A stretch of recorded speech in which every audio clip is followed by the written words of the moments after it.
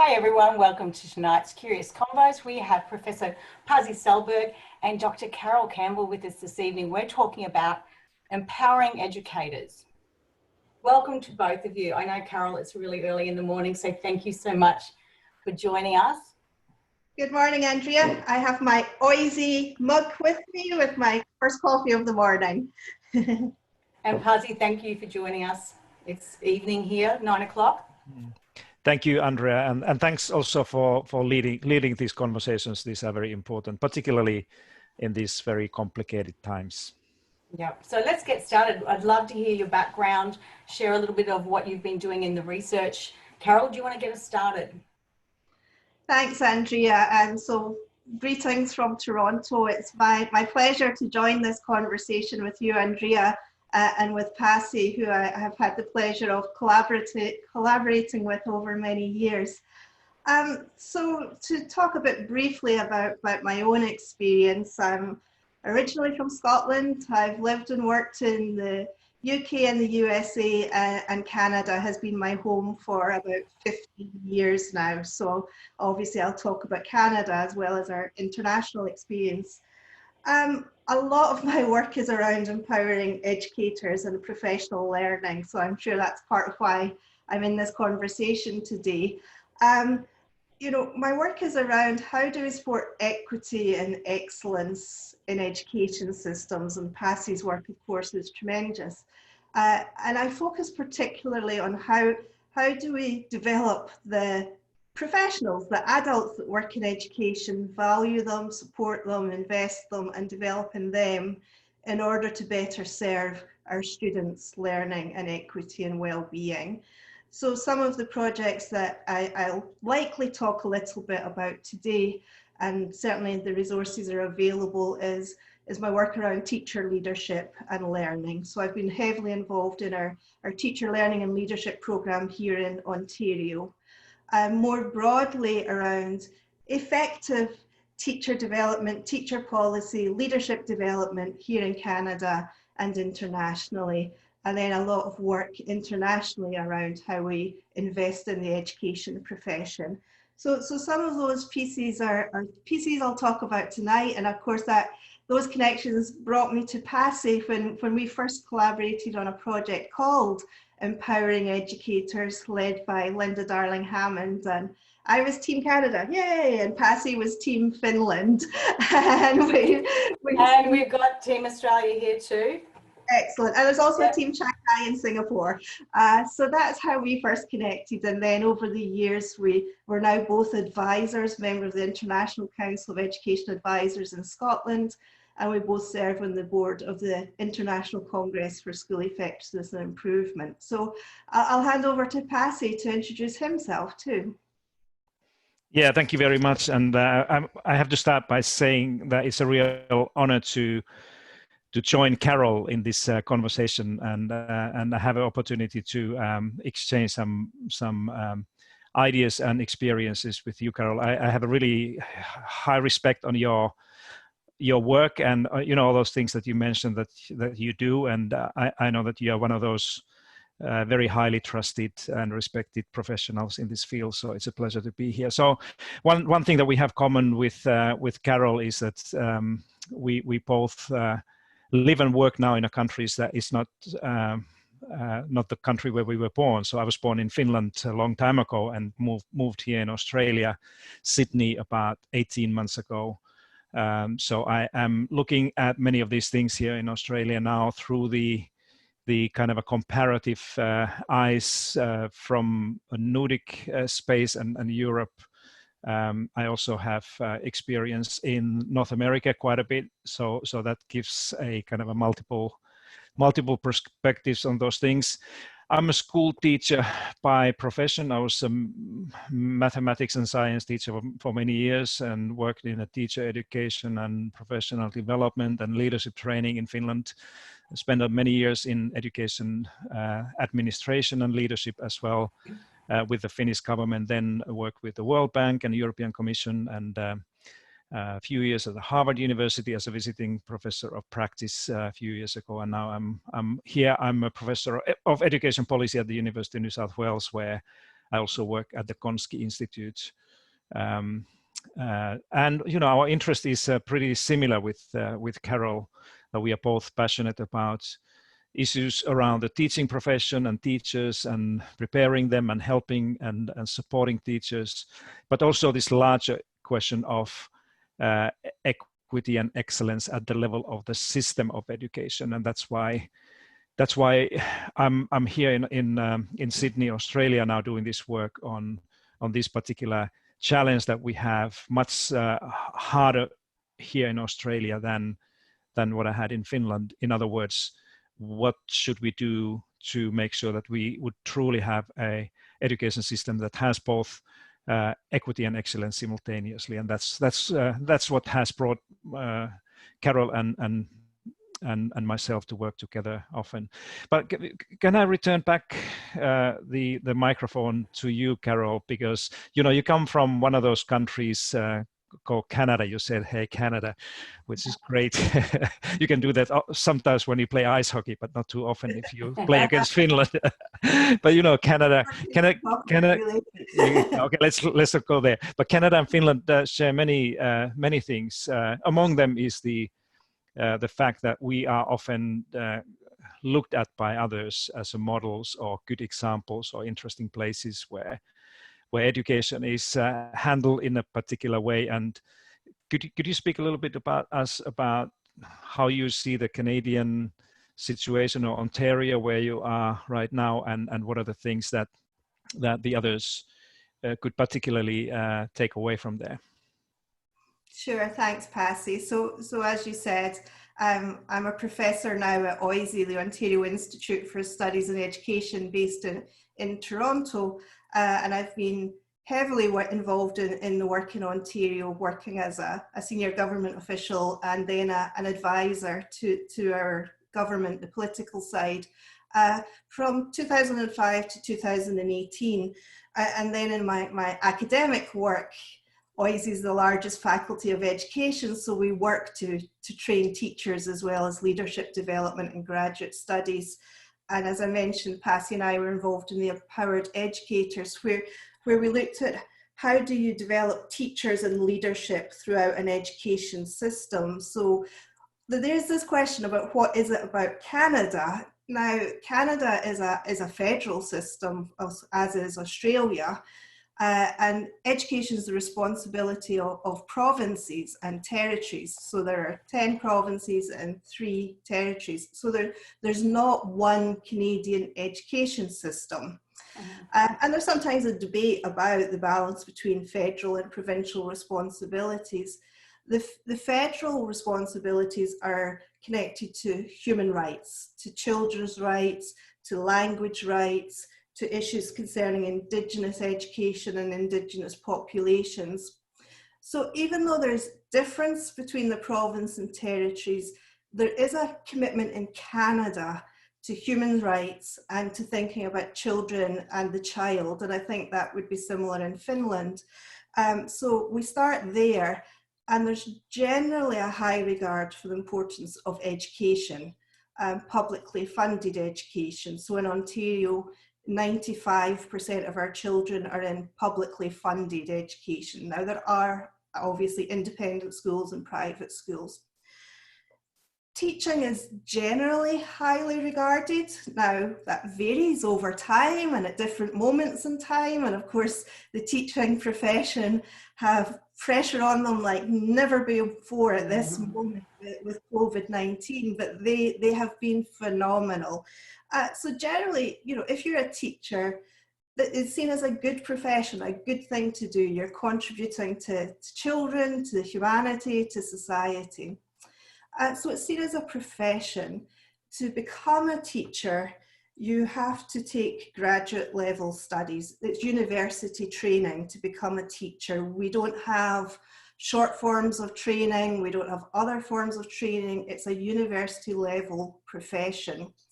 There's generally more people apply to become a teacher than there are slots in teacher education. Now, again, that will shift, and we don't yet know the outcomes of this current change in terms of professions in the economy, but it's selective entry into teacher education. So there's high academic standards, but there's also, you have to talk about your commitment to teaching, to learning, to social justice and to equity. Then when you get through your teacher education, there tends to also be more people qualified to be teachers than slots to be a teacher, and fewer people retiring. Again, that changes over time. So it's selective to secure a teaching position. So you see all these elements. And also teaching is a unionized profession. So every teacher in Canada belongs to a professional association. And those professional associations are strong and active in advocating and negotiating for collective rights for the teaching profession. So pay and working conditions, you know, there's still issues, of course, but generally the salary for teachers is okay. I mean, there can be improvements. And then one of the things that's interesting in this conversation is professional learning is a collective bargaining right in Canada. So it's written into every negotiated agreement. So there's a very strong commitment to professional learning and development throughout a teacher's career. So you see a general culture of human rights, commitment to children, a high regard mostly for the teaching profession, and then selective entry throughout, high levels of initial training, commitment to ongoing training. So I think that's some of the mix of what supports the teaching profession, because what we know is when you have a high quality teaching profession, you generally have improvements in student outcomes and support for system improvement. Now that's a difficult mix to get, but I think that's part of what the Canadian piece is. So, and obviously we look to Finland, Pasi, and Finland's one of the countries that's held up too. What would you say were the key pieces about Finland? I think it's a very interesting question, Carol, because as soon as you finished mentioning that Canada is a federal state, almost everything after that would apply to Finland as well. And it's not only Ontario, but I've seen this many times in conversations with the other parts of Canada, like Alberta or BC, that many of those things, especially when it comes to the teaching profession and the work of teachers and leaders, are very similar. So we are not doing exactly the same ways, but the main idea, the main thinking is exactly, as you said, you know, everything about human rights and kind of a holistic idea of teachership rather than seeing it as a narrow technical thing are very similar. But if I say something about, you know, how this question resonates here, you know, lots of the discussions and debates here recently that I've been involved have been about recruiting new teachers, how to recruit new teachers into schools, and especially in the rural and remote parts of the country, and you know how to keep these teachers working there. Canada has a little bit similar thing, that your southern neighbor there, that when teachers enter the profession, they seem to be leaving fairly quickly to do something else. That indicates that there's something there that doesn't interest them that much. Then the other topic here has been the kind of a better understanding of the deep-rooted inequality within the Australian education that this coronavirus that we are living in now has made more visible. We often say that the COVID-19 has not probably necessarily created any new inequalities within the education, but it has poured gasoline into the old ones. That like now I haven't ever seen so many people speaking about inequalities in Australian education than during the last few months, as a consequence of, you know, almost all the children learning remotely from home using online digital platforms and having very different parents and surroundings at home with them, that has kind of brought these inequalities into broader light. And then of course we have the third conversation here that is about the NAPLAN, our National Assessment program that, just like in many other countries, was cancelled now because of the coronavirus. Some teachers say that this is one of the positive things that comes with this horrible crisis, is that we don't need to worry about testing our kids anymore. So now there are conversations just like right now this week about the what to do with this assessment.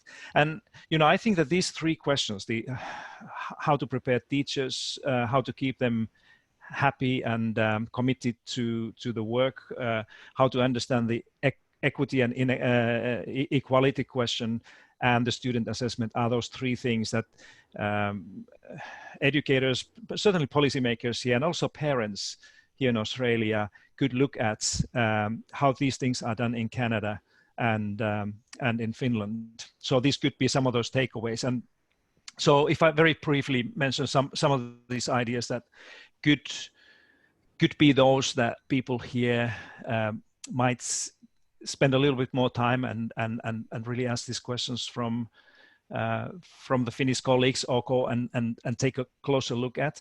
I think the first thing that here, and not only in Australia but other places as well, could be done is to truly fix the initial teacher education by making it more demanding, challenging for young people, more competitive, and also make it more kind of a clinically based, as we call it in Finland and Canada as well. And clinically means that that we prepare our teachers like we prepare medical doctors, so that they have their clinical training practice schools or teaching hospitals as they have in the medical schools, that the young people who choose to become teachers and go into teacher training, that they would truly feel that they are within a profession that is comparable and competitive to some of the others, like medicine, for example. Then the other one I think that needs to be much better considered here is how to strengthen the equity of the education system together with excellence. I think Australian systems here are much better in understanding and investing in excellence part of the education.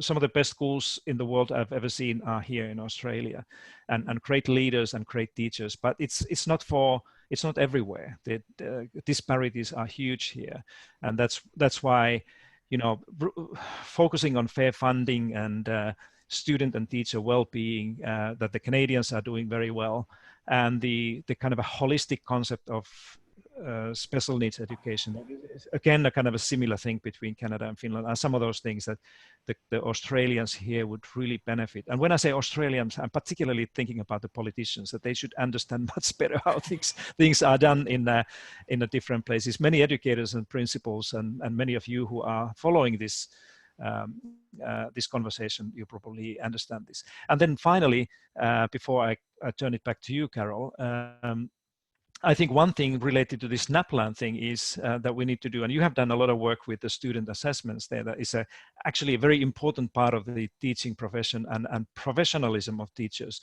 I think one of those things that could be and should be considered here now as part of this NAPLAN debate and conversation is to how to engage teachers in assessing students' learning and also school performance here. And that's something that Canada has done a really good job, and Finland as well.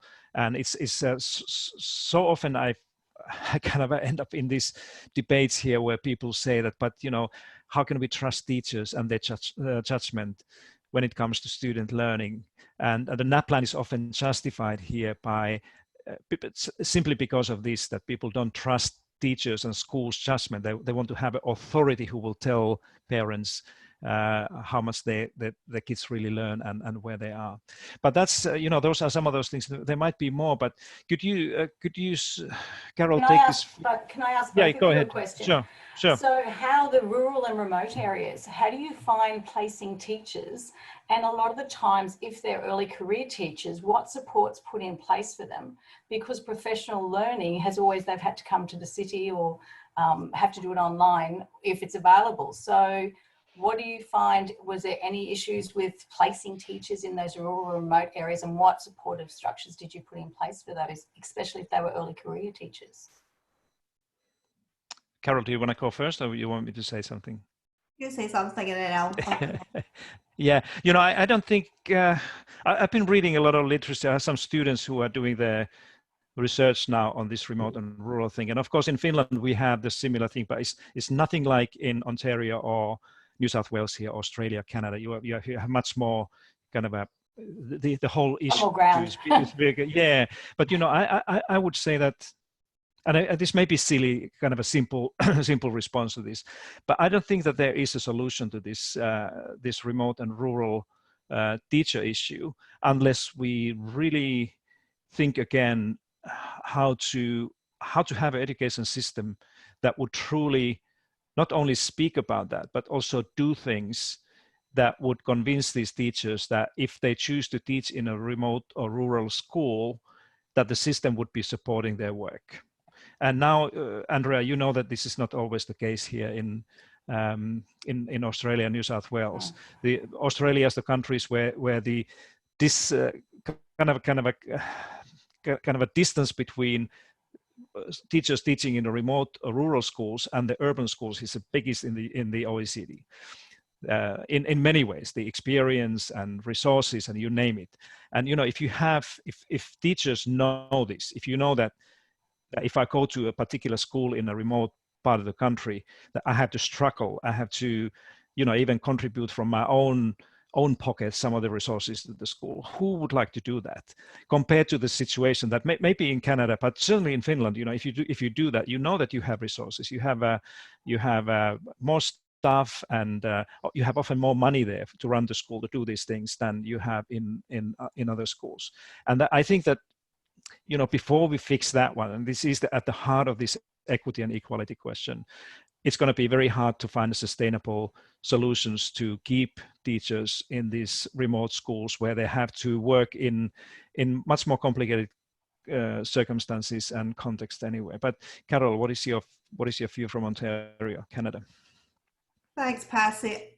I mean, I think, Andrea, the points you raise apply in Canada as well.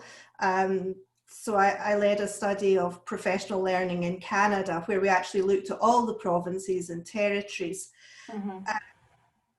Access for teachers to go to rural and remote places is an issue in some cases. It's a recruitment issue. And then, I mean, today's conversation about professional learning, there are huge inequities actually within Canada around access to quality professional learning. So I highlighted some of the positive things about our country, but there are things that are still inequitable. There are certainly tensions and issues that we'll probably come to at some part in this conversation. But we worked across Canada, and while I said that professional learning is a collective right in Canada, in some parts of Canada, teachers had access to the equivalent of less than 100 Australian dollars per year worth of professional learning. I don't mean to make it into money, but that doesn't get you very far if you're in a rural or remote community. There were similar issues for our Francophone community and for our Indigenous communities. Now, so of course, there are strategies like online learning if there's access to quality broadband and internet access in your community, which is not everywhere. There are strategies like professional learning networks so that they try to build the connections across schools. And our good ICSI colleague, Leighton Schnellnert, has been doing fantastic work in British Columbia with colleagues there. And what we're also learning in the COVID world, there's just good old-fashioned resource packs that can be sent to people and support people. So there has to be that whole combination of, can people get out of school? Is there resources to do that? Is there supply cover? Is there funding? The funding is a big one, yes. Is there access to expertise if you need to bring in external expertise? Flights, all of these things. So when we're talking about student equity, of course, but we also have to talk about equity for the profession, and we don't yet have that. We have some teachers who are struggling to get high quality professional learning. And so to bring it back to the larger question about what some of the international lessons, Absolutely, I agree with Pasi around equity, testing, teacher education, all of these pieces. One of the other studies that I want to mention briefly was with Education International, which is the umbrella teacher organisation for the world. And this was with Philip Accordingly, my colleague in the UK. And we looked at different education systems that have different levels of equity and different levels of educational performance, because obviously Canada, Finland, people say, well, that doesn't transfer, although I think some of it does. But we looked at Berlin, Chile, Kenya, Canada, Scotland, that Pasi and I have connections to, Singapore and Sweden, which are actually very different education systems. But what surprised me was there were surveys with over 4,000 teachers. The results were surprisingly similar. Challenges of workload, work intensity, anxiety, stress in the teaching profession, pain conditions, work-life balance. And what we found was that the education systems that have a high regard, and I'm talking about public, but also political, how governments treat the education profession, how they talk about them, they invest, appropriate and adequate salary matters, working conditions matter. Where you have an education profession that's regarded and invested in, you actually have a higher performance in your education system. So sometimes people say, no, we won't invest in the adults because we want to save the money for the students, but it's not an either or. Investing in the profession is one of the biggest ways you support your students. And so you have to think about those respect pieces and trust and supports. So there's now, of course, this conversation about teacher-led education systems. There's a Flip the System Australia that some of us were involved in, and our colleagues and friends. Teacher leadership matters, opportunities for teachers to lead improvement, to share their practice, to share their knowledge. Trust matters, and that's the most fragile part. You can work for years to build trust, and it goes in one media announcement or one mistake or one piece. So we have to think about how we build trust and regard. So Carol, can I ask, while you're talking about trust, does professional learning build trust, or do you need to have trust established to go on some of the professional learning strategies? Have you found you need one before? Do you need that trust established, or do you think the professional learning process, and whether you do action research or whether you have teacher leaders working with other people, do you find that you need that trust first, or it builds the trust? I actually don't know the answer. Pasi might have an answer to this. It's a bit chicken and egg. If we say we're going to wait until we have trust before we do anything, we'll be waiting a long time. Yeah.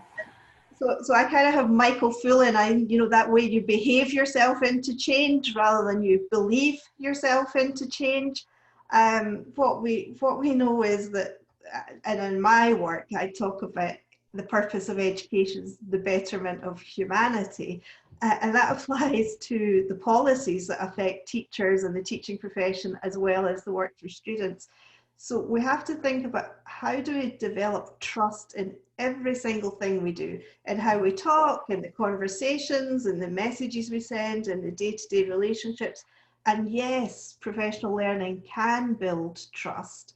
So when we see collaborative professional learning in its most powerful form, it builds strong professional relationships. It takes a lot of trust to open up your classroom, or to say to somebody, I don't know this, or to say, I'm not sure. I mean, look, being vulnerable, right? Yeah, really. Totally.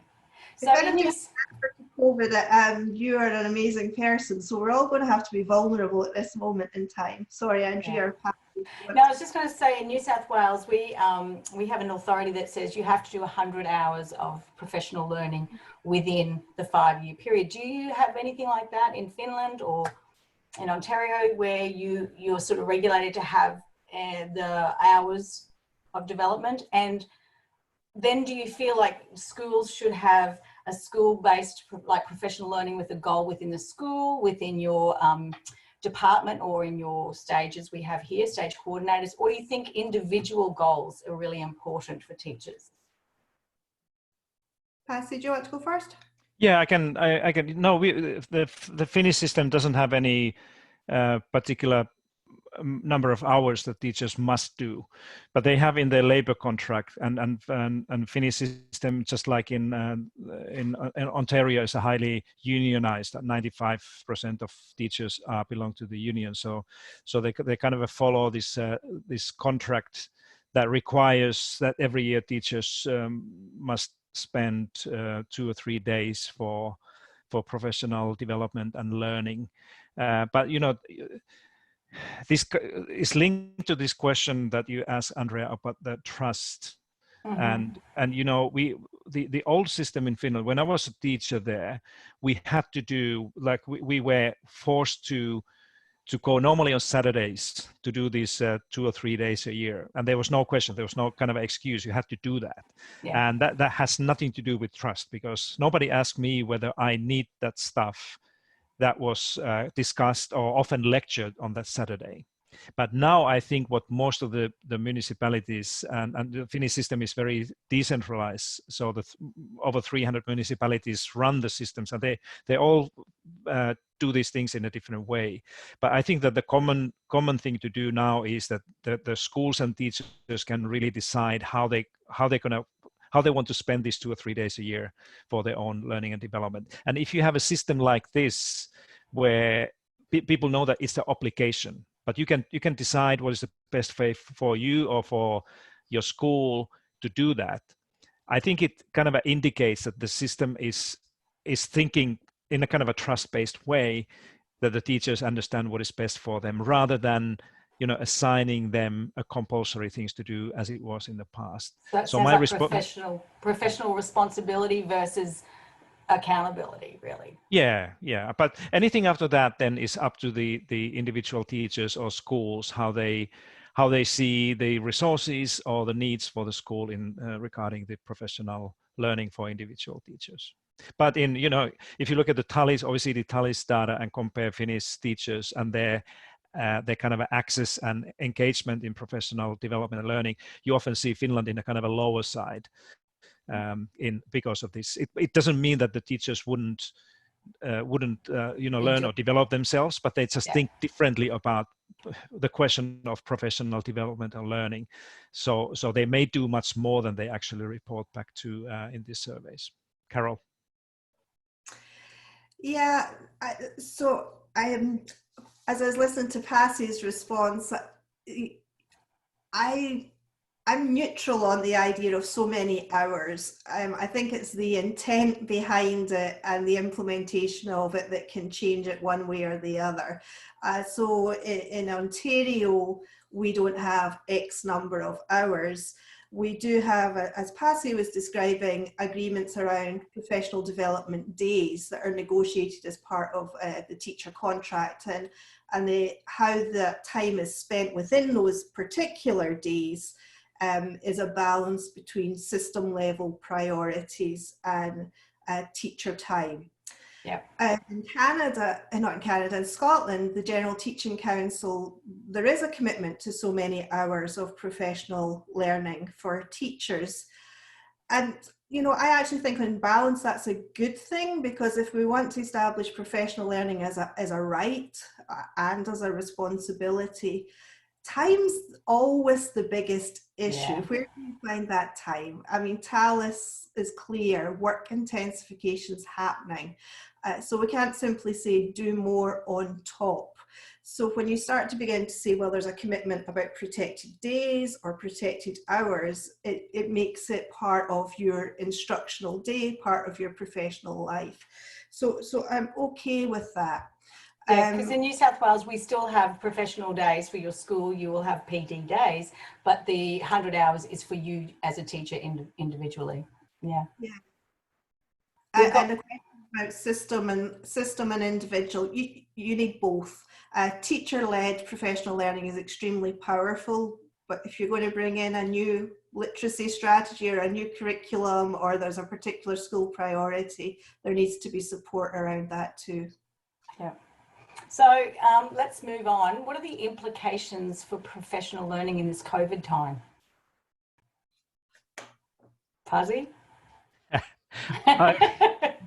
Oh yeah, you know, this is one of those questions that nobody has a right answer, but everybody has something to say about that. But I think you know, professional learning costs money. That's one thing, that it's not cheap or free at all. And I think the first and the only implication I know for sure is that there will be much less money for teachers' professional learning in Canada, in Finland, and in Australia, and that will be a huge thing, and not only for next year or year after. This is going to last for quite a while, so we need to prepare ourselves in a kind of a smarter way of thinking about how do we go about that fact that there will be less resources and money to do these things compared to what we have had now.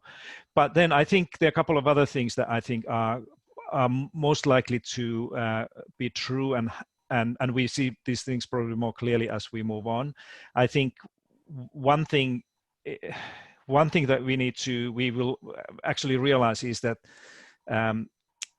we need to focus on professional learning and development and change in the schools that will do even more work on preparing students for self-directed and self-regulated learning, because that has been one of the that will be one of these conclusions from this school closures now, that the kids don't really know what to do unless there's an adult or teacher or somebody asking them to do something.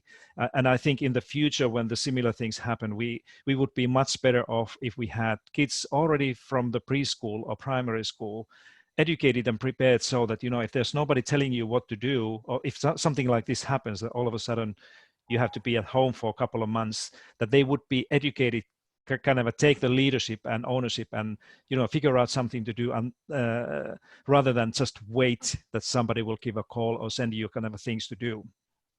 I think all the teachers through professional learning now need to be prepared for change, because this is not the last time, this is not the last crisis we're going to have.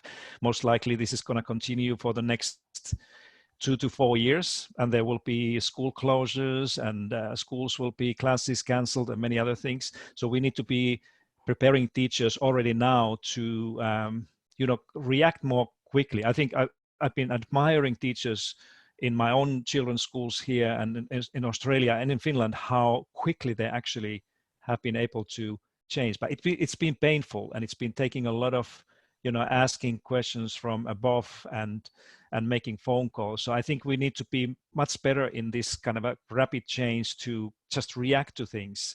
But this is also given them that license, hasn't it, to attempt things, to fail quickly and to learn themselves as teachers.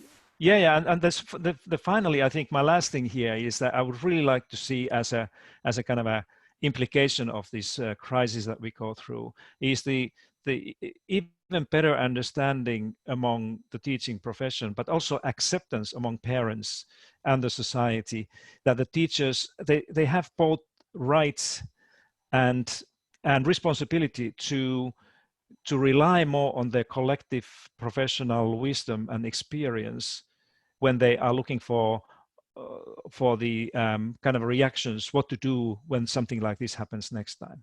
I think now I've been in conversations with several teachers who have really good ideas what to do, what we should do, but they cannot do it because there's somebody else who has to decide this on their behalf. But you know, if the systems would accept, and this applies to all the education systems, including Finland and Canada, if the systems would be designed or would change more towards this type of attitude, that you are professionals and you know much more about, you know, how to handle these complicated things that we do in the Department of Education or Ministry or somewhere, and we expect you to take the leadership and together with you know, the administration to lead us through this complicated thing. That would be much better. And I think that the professional learning and development could kind of focus on this type of awareness and thinking, that the professional wisdom that our teachers have in our schools is a huge resource that is often underused or muted even in these types of things. And this is something that we learn. But I'm really keen to hear what Carol has to say about this. Thanks, Pasi. I agree with all of the points that you have made. So here in Ontario, but not only in Ontario, many education systems, we were already in a period of austerity. There had been cuts to our education budget. There had been reductions in staffing. There had been cuts linked to support staff. So now, of course, custodial staff are extremely important because deep cleaning and all of these pieces matter even more. So we had cuts, and now we know that the impact is going to be an economic one as well as a social one. And you can see in that combination, there might be a tendency to say, well, investing in professional learning is not the priority. Now I recognise that there are many priorities, health, of course, public health, protecting people. But we have to keep investing in the profession because that's an investment in students also. So what we're seeing is a pandemic that I have certainly not seen in my lifetime. Of course, there have been other crises and other pandemics. So the initial reaction was emergency response, remote learning. Pasi and I have both worked in government. If somebody had said, okay, we're going to take over 90% of the children in the world and we'll have them learn outside of school, and we're going to have 63 million teachers teaching but not in school, that would be decades of planning and governance and curriculum.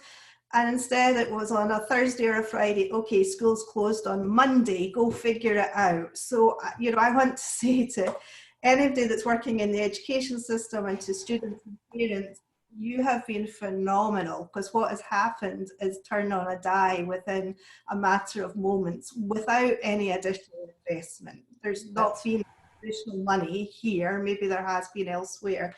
No. So an investment in professional learning. Obviously, the urgent and immediate things are about online and about technology. This is a different way of pedagogy. It's not simply taking your class and putting it online. It's a whole different, there's a whole research body around co-construction of knowledge through digital means. And that's what we've been doing. We've been taking our courses and not just, we've been redeveloping them to put them online, and not just say, somebody said, well, can't you just zoom it in? Well, you don't do that with a course. So we've been working on that for a few weeks, but I thought I'd just ask one of the questions we have from Amy. How do we get a reform to provide time for first year teachers at the systemic and policy maker level?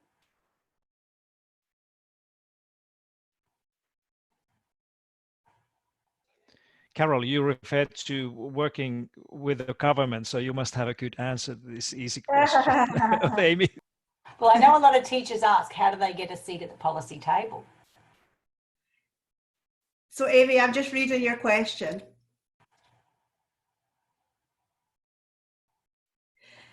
Yeah, this is a real challenge. And thank you for your question, Amy. I mean, here in Ontario, we have an induction period for the first 2 years. So that's not about being at the policy table. I mean, obviously that shouldn't stop you from being at the policy table if it's possible. But we see our sort of first 2 years of teaching as a time when we protect the time and supports for teachers to become teachers and to develop their teaching with mentorship and an induction program. There's no doubt that teachers absolutely have to have a voice at the policy table. I mean, of course, you have your professional associations, and then there are some teachers who become higher in profile and manage to have influence. I think, back to Pasi's point and the COVID question, teachers are going to be the people who are going to figure this out. They're the first responders here. When we talk about what's happening with COVID, teachers are on the front line, and newer teachers have new ideas and new ways of working. I certainly, Pasi asked about my own experience in the work that I did in government, but also now as my academic life. I always collaborate with teachers. So sometimes we formalize that into an educator panel. Sometimes it's informally. I think it's really important that there's opportunities to find time. I don't know in your particular context what the answer is, whether there's opportunities for representation, whether there's opportunities for teacher bodies, whether there's venues where teachers can present and discuss with policymakers, whether there's opportunities for teachers to write. Politicians do read the newspapers still, so if there's opportunity to get your voice heard. Pasi, that's yours. I was going to say op-ed. Yep. Yeah. You know, Amy, I think that this is a great question, and it not only that the answer will probably vary from education system to education system, but also I think that the people's experiences, even within the same system in different schools, are very different. I think that there's one particular feature that can make this experience different. I don't know, you said that you are in a third year of your schooling. She's in New South Wales too. Yeah, so. I don't know exactly what is your school like, but there are more, and now I speak about my knowledge and experience in Finland, that there are many more schools now than before that truly have a kind of a collaborative culture in the school, meaning that when the new teacher comes to the school, that the school, even without any formal programs, have a kind of a ways of engaging these new teachers into these collaborative teams and cultures. I had the same experience, same feeling that you had when I started teaching many years ago, that my first and second years were really hard because I was left almost all alone and kind of a struggle and survive. But I think, and I know that there are many schools right now here in New South Wales and Australia and Canada and everywhere that really try to build a kind of a more social context and collaborative environment for people to join in. That always makes things easier when you know that you don't need to try to figure out everything by yourself. So I think that this is one thing that is already happening. It is probably not happening at the scale yet, but this collaborative way of running the schools and helping teachers has become a big issue that hopefully will help more teachers in the future as well. Okay, there's another question here from Tony. Could Carol and Pasi please, it's just disappeared, please share any thoughts on how the capacity for provision of continuing and high quality professional development can be integrated rather than being ad hoc or add on? So I think we're talking about school embedded professional learning. Yeah, if I can take very quickly this, I pass this over to Carol, because you have probably more to say about this thing. But you remember, Carol, when we were part of the Empowered Educators study and we're looking at Australia and Canada and Finland and some other countries, this was one of those questions there that came through from case study to case study, that they are, most of the education systems are suffering from this separation of professional learning and development or in-service training of teachers and the initial training, that there's a kind of a canyon between those two things. So, if you look around the world, I think that at the system level, it's very hard to find any kind of a good solution yet. But most advanced education systems, at least, where things are done on a kind of a more frequent basis, are looking at the same question, that how do we bridge the initial teacher education and professional learning so that they would not be separate from one another. And the Finland is not doing very much better in this. The most recent strategies and policies, considerations of improving the teaching and preparation of teachers are still highlighting, kind of asking the same questions. But Carol, can you speak from your experience in Canada? Thanks, Pasi.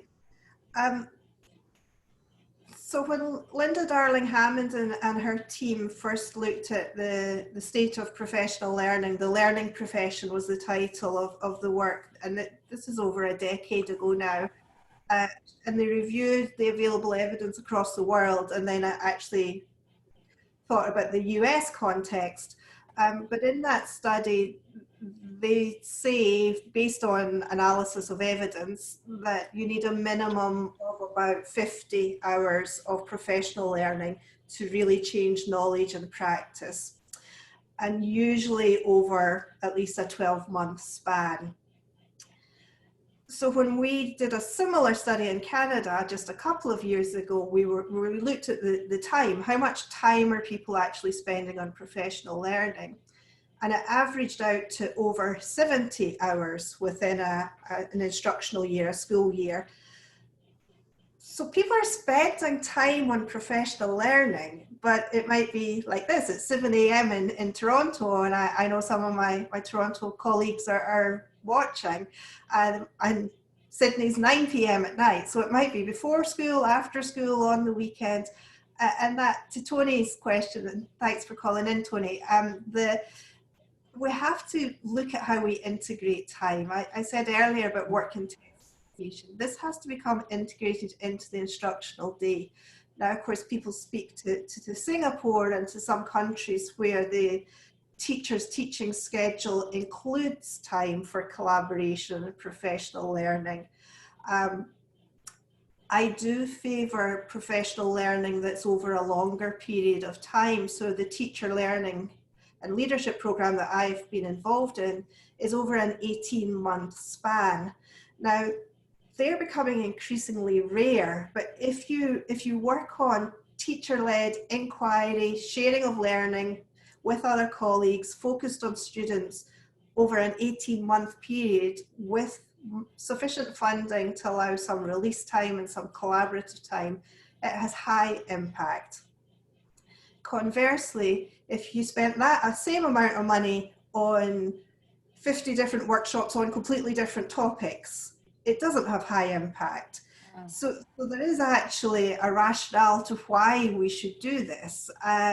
But as Pasi said, unfortunately, most systems haven't done that, and it's a challenge here in Canada. We haven't solved it.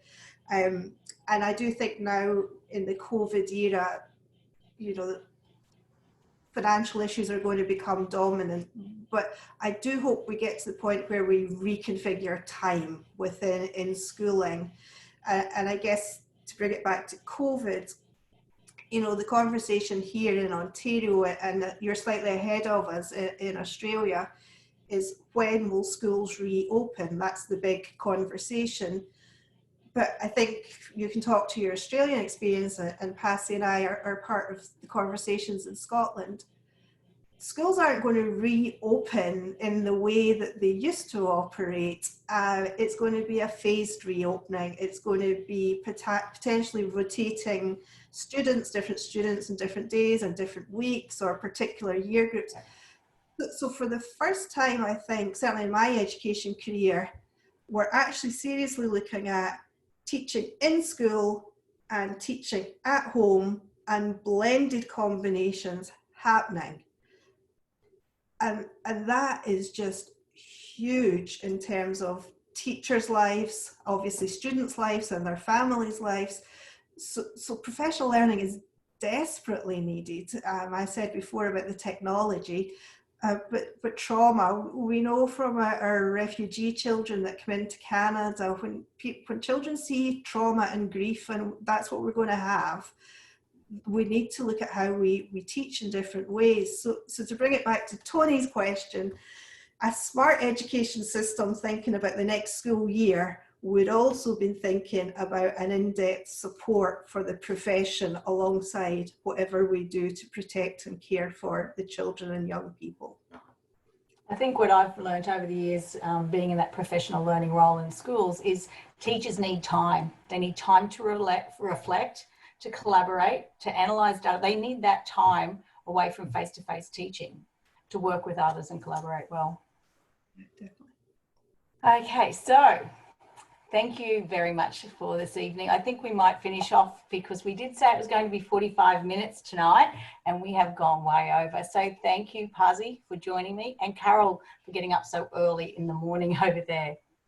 I hope everybody's enjoyed this week. Next week, we have Dr. Karen Edge talking about educator wellbeing. So that will be something I'm looking forward to. And I think it's really important in this just to what we're going through at the moment, educators. So thank you, everyone. Thank you for joining us. Thanks, Carol. Thanks, Andrea. Thanks for inviting me, Andrea and Pasi. Stay safe. I won't be seeing you in person for a while, but I look forward when we'll be together soon. And stay well, everyone. Stay healthy and stay safe. Take care. Thank you all. Thank you. Bye-bye. Bye-bye. Bye.